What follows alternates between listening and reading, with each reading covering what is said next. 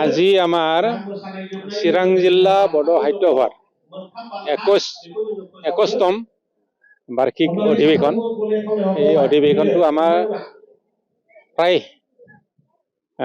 বছৰে আমি দুদিনীয়াকৈ কৰিছিলে, কিন্তু এই বছৰত আমি বিশেষ কাৰণবশতঃ এদিনীয়াকৈ কৰা হ'ল।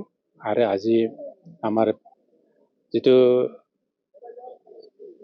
এজেণ্ডা আছিলে যে এইটো ফ্লেগ হোইষ্টিং, আমাৰ শ্বহীদ দৰ্পণ, এইখিনি আছিলে। পাছত আমি আমাৰ ডেলিগেট ছেশ্যন, আৰু ডেলিগেট ছেশ্যনৰ পাছত আমাৰ অপেন মিটিং, আৰু অপেন মিটিং আছিল। আৰু ইয়াত আমাৰ কিছুমান আছে বছৰত আমি প্ৰায় বছৰে আমাৰ এটা বঁটা দিয়ে, তিনিটা আছে আমাৰ, তিনিটা বঁটা দিয়া হয়।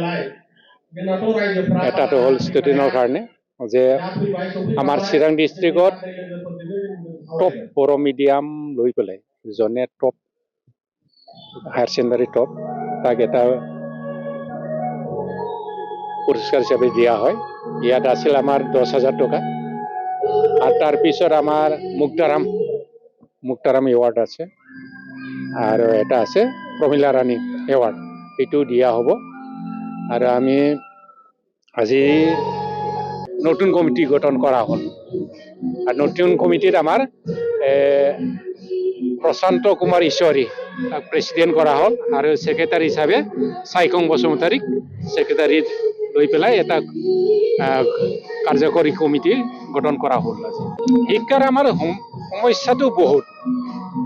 শিক্ষাৰ এতিয়া আমি সদায় জড়িত হৈ থাকিব লাগে কি, আমাৰ কিতাপৰ নাটনীয়, এইফালে শিক্ষকৰ নাটনীয়, এইফালে ভেঞ্চাৰ স্কুল, এইফালে ড্ৰপ পোষ্ট, এইফালে স্কুলবিলাক এতিয়ালৈকে ঠিক নহয়। আৰু সমাজত যিটো কাৰ্যকলাপ, এই জুৱা মদ ভাং এইবিলাক যেনে ড্ৰাগছ এইবিলাক লৈ পেলাই আমি সদায় কাম কৰিব লগা হয়।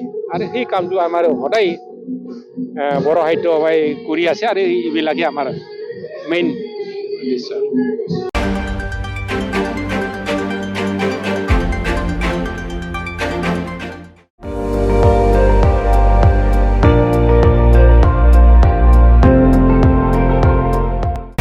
আপুনি চাই আছে ND24, সৰ্বশ্ৰেষ্ঠ নহয় সৰ্বোত্তমৰ দৌৰ।